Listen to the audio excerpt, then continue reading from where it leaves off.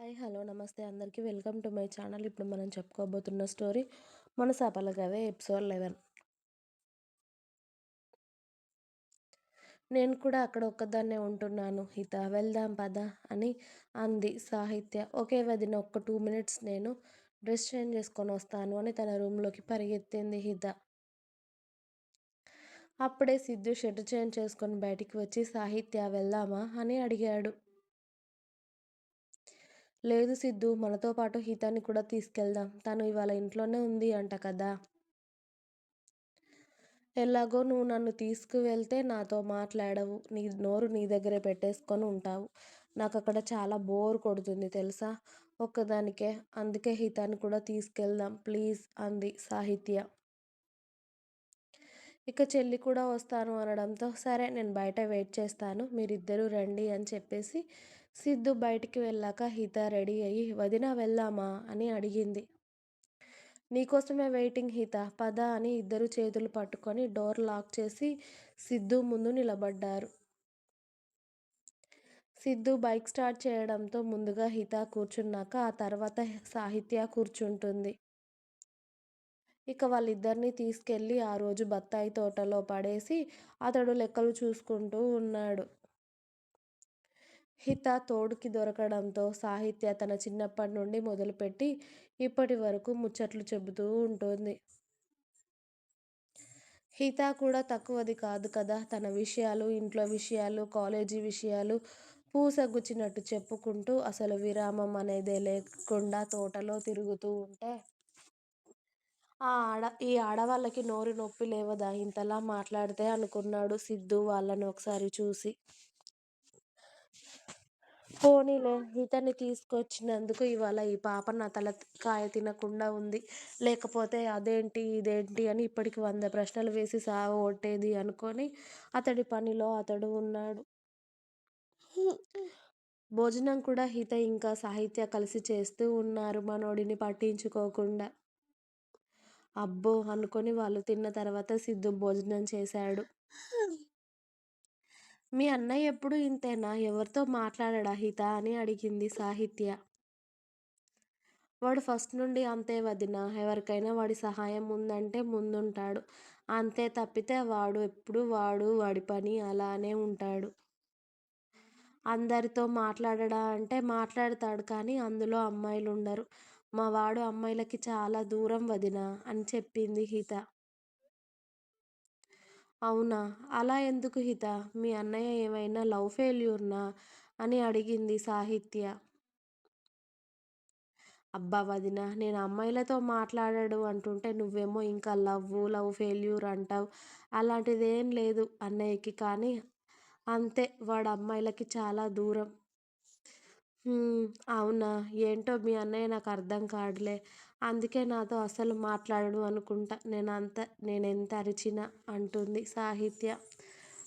వాడు అంతేలే వదిన, వదిలేయ్ అని ఇక సాయంత్రం వరకు హిత సాహిత్య అక్కడే గడిపాక సాయంత్రం హిత, సింధు సాహిత్యని తీసుకువెళ్ళి వాళ్ళ ఇంట్లో దింపేశారు. హితని చూసి జానకమ్మ గారు, అరే హితమ్మ రా తల్లి, చాలా రోజులవుతుంది నిన్ను చూసి అని సాహిత్యని హితాని లోపలికి తీసుకువెళ్ళారు. ఇక వాళ్ళు వెళ్ళాక సిద్ధు కూడా ఇంట్లోకి వెళ్ళాల్సి రావడంతో సిద్ధు కూడా లోపలికి వెళ్ళాడు.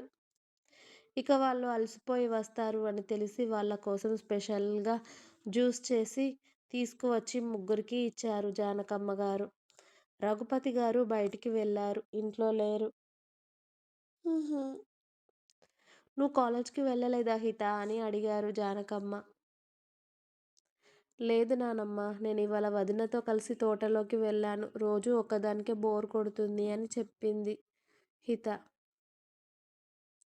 మంచి పని చేసావులే తల్లి, తనకు తోడు దొరికింది.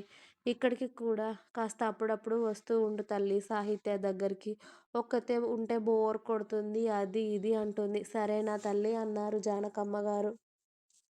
అలాగే నానమ్మ, వస్తాలే అని చెప్పింది హిత.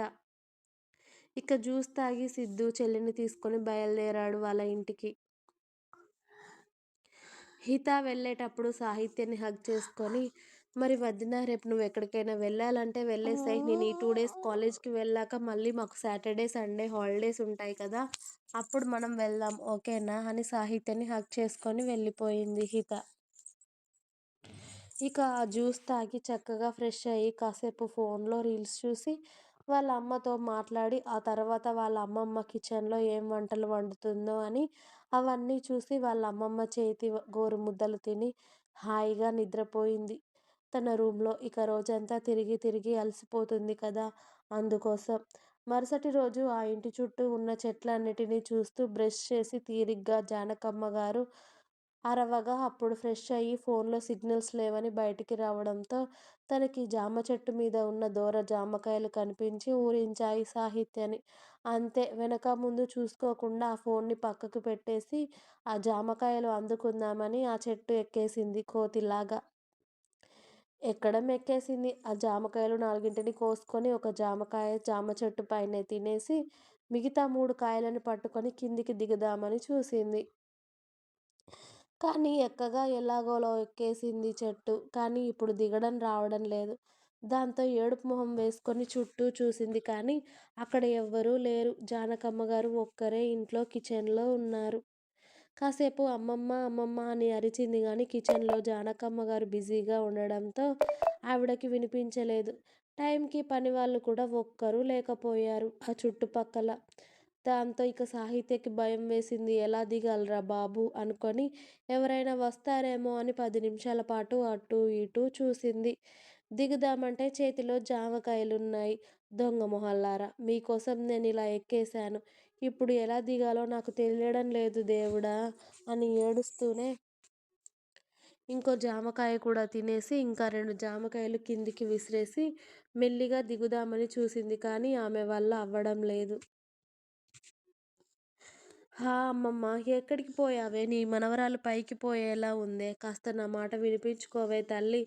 అమ్మమ్మ, అమ్మమ్మ అని ఇంకో 4 సార్లు పిలిచినా కూడా నో యూజ్. ఛీ! దీనమ్మ సాహి. నీకు కాస్తైనా బుద్ధుండాల్సింది కదా! నీకొక్క జామకాయ కోసం చూస్తే ఎవరు వచ్చేలా కనిపించట్లేదు. మా అమ్మమ్మేమో కిచెన్‌లో అతుక్కుపోయింది. ఇక నా బతుకు ఇక్కడేనా దేవుడా! కాళ్ళు నొప్పులొస్తున్నాయి. భగవంతుడా! అనుకొని మెల్లిగా ఆ చెట్టు కొమ్మలు పట్టుకొని కాస్త నున్నగా ఉన్న దగ్గర కాలు వేసింది. అంతే అది సర్రున జారి చెట్టు మీద నుండి కింద పడిపోయింది సాహిత్య. అప్పుడే సిద్ధు బండి వాళ్ళ ఇంటి ముందు ఆగడం, సాహిత్య పడిపోవడం ఒకేసారి జరిగింది.